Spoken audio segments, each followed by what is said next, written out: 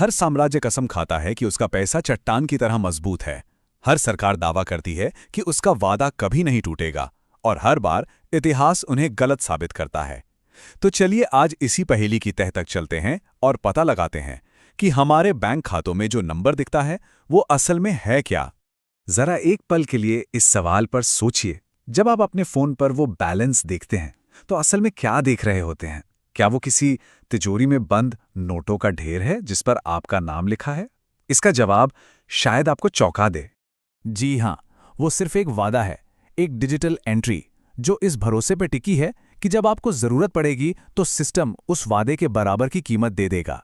यह कोई ठोस चीज नहीं, बल्कि भरोसे का एक बहुत ही नाजुक धागा है, और इतिहास गवाह है कि यह धागा टूट भी सकता है। इस रहस्य को सुलझाने की हमारी पहली कड़ी हमें ले जाती है 2000 साल पीछे, प्राचीन रोम में। एक ऐसा साम्राज्य जिसने पैसे के साथ एक ऐसा खेल खेला जिसके नतीजे आज भी हमारे कानों में गूंजते हैं। तो ये है डेनेरियस। पूरे रोमन साम्राज्य में इस पर आंख बंद करके भरोसा किया जाता था। सैनिकों को इसी में सैलरी मिलती, व्यापारी इसी से लेन देन करते, और आम लोग अपनी बचत इसी में रखते थे। पता है, डेनेरियस सिर्फ पैसा नहीं था, ये तो धातु के रूप में रोम की ताकत और उसकी साख का प्रतीक था। लेकिन इतना बड़ा साम्राज्य चलाना कोई सस्ता सौदा तो था नहीं। जब टैक्स से काम नहीं चला तो सम्राटों ने एक तिकड़म निकाली। उन्होंने सिक्कों में चांदी की मात्रा कम करके उसमें सस्ती धातुएं मिलाना शुरू कर दिया। ये एक तरह से बिना टैक्स बढ़ाए चुपके से लोगों की जेब से पैसा निकालने जैसा था। अब जरा इस चार्ट को देखिए, ये अपने आप में पूरी कहानी कहता है। देखिए कैसे डेनेरियस की चमक वक्त के साथ फीकी पड़ती गई। सम्राट ऑगस्टस के समय में जो सिक्का लगभग शुद्ध चांदी का था, वो सम्राट गैलिनस के समय तक आते आते बस चांदी का पानी चढ़ा, कांसे का टुकड़ा बनकर रह गया, और ये धोखा लोगों को साफ नजर आने लगा था। और इसका असर वो तो बिल्कुल तबाह करने वाला था। जब सिक्कों में चांदी कम हुई तो चीजों के दाम आसमान छूने लगे। व्यापारियों ने वो घटिया सिक्के लेने से ही मना कर दिया और पूरी अर्थव्यवस्था ठप हो गई। सम्राट डायोक्लिटियन ने कीमतें फिक्स करके हालात संभालने की कोशिश तो की, लेकिन जब पैसा खुद अपनी कीमत खो चुका हो तो कोई भी कानून काम नहीं करता। और ये बात हमें इतिहास के सबसे बड़े सबक तक ले आती है। पैसे का विनाश साम्राज्यों का विनाश होता है। रोम ने सोचा कि वो पैसे की कीमत से खिलवाड़ कर सकता है, लेकिन असल में उसने अपनी ही नींव खोखली कर दी थी। तो चलिए अब कहानी में आगे बढ़ते हैं और दूसरे सुराग की तरफ चलते हैं। इस बार हम 16वीं सदी के स्पेन में हैं, एक ऐसा साम्राज्य जो अकूत दौलत में तैर रहा था, लेकिन फिर भी दिवालिया हो गया। जरा इस नंबर पर गौर कीजिए, 1,80,000 टन चांदी। सोचकर ही दिमाग चकरा जाता है ना? स्पेन के हाथ मानो दुनिया का सबसे बड़ा खजाना लग गया था। तो फिर सवाल ये उठता है कि वो डूबा कैसे? इसका जवाब इस स्लाइड में छिपा है। स्पेन ने खजाने और असली दौलत में फर्क ही नहीं समझा। देखिए, खजाना वो है जिसे आप जमीन से निकालकर खर्च कर देते हैं, जबकि असली दौलत वो है जिसे आप उत्पादन और निवेश से बनाते हैं। स्पेन एक कंज्यूमर बन गया, प्रोड्यूसर नहीं। और बस स्पेन एक ऐसे दुष्चक्र में फंस गया जिससे निकलना नामुमकिन था। अमेरिका से चांदी आती, जिससे स्पेन में महंगाई बढ़ जाती। इस पैसे को युद्धों और विदेशों से सामान खरीदने में उड़ा दिया जाता, जबकि देश के अपने उद्योग बर्बाद हो रहे थे। और सबसे बड़ी गलती, सरकार आने वाले खजाने पर पहले से ही कर्ज ले लेती, जब तक कि एक दिन वो खजाना आया ही नहीं।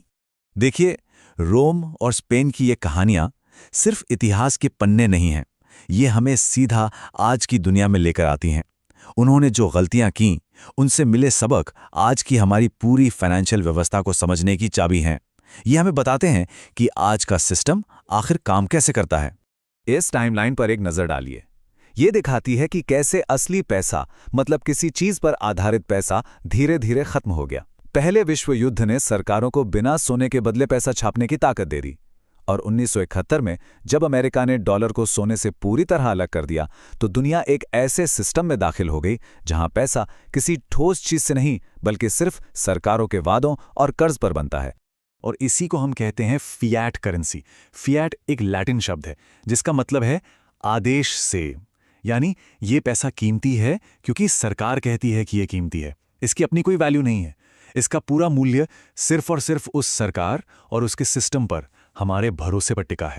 तो इस पूरे सिस्टम का हम पर क्या असर होता है? नतीजा है हमारी खरीदने की शक्ति में लगातार गिरावट, जिसे हम आम भाषा में महंगाई कहते हैं। 1971 के बाद से हमारा पैसा अपनी कीमत लगातार खो रहा है।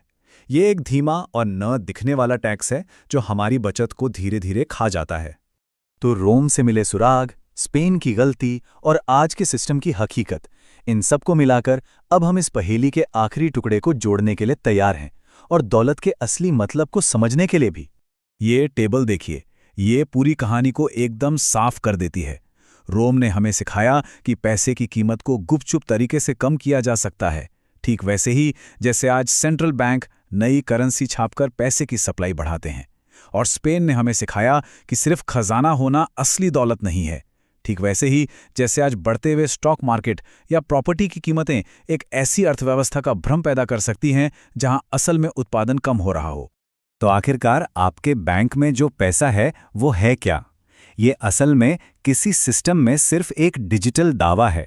इसकी कीमत इस भरोसे पर टिकी है कि ये सिस्टम चलता रहेगा। और जैसा कि इतिहास ने हमें बार बार दिखाया है, भरोसा बहुत नाजुक हो सकता है। तो सवाल उठता है कि जब भरोसा डगमगाता है तो बचता क्या है? खैर, इतिहास इसका जवाब बार बार देता है। असली चीजें, जमीन और जायदाद, क्योंकि उन्हें बनाया नहीं जा सकता। कोई हुनर और अपना बिजनेस, क्योंकि वो हमेशा वैल्यू पैदा करते हैं। वो संसाधन जिन्हें कोई सरकार बटन दबाकर छाप नहीं सकती। असली दौलत वो है जो किसी भी सिस्टम के उतार चढ़ाव के बाद भी टिकी रहती है। और ये हमें इस आखिरी और सबसे जरूरी सवाल पर लाके छोड़ देता है। अगर पैसा और हमारा बैंक बैलेंस सिर्फ भरोसे का एक खेल है, तो ये सोचना लाजमी है कि हम अपना भविष्य किसके भरोसे छोड़ रहे हैं, किसी बाहरी सिस्टम के या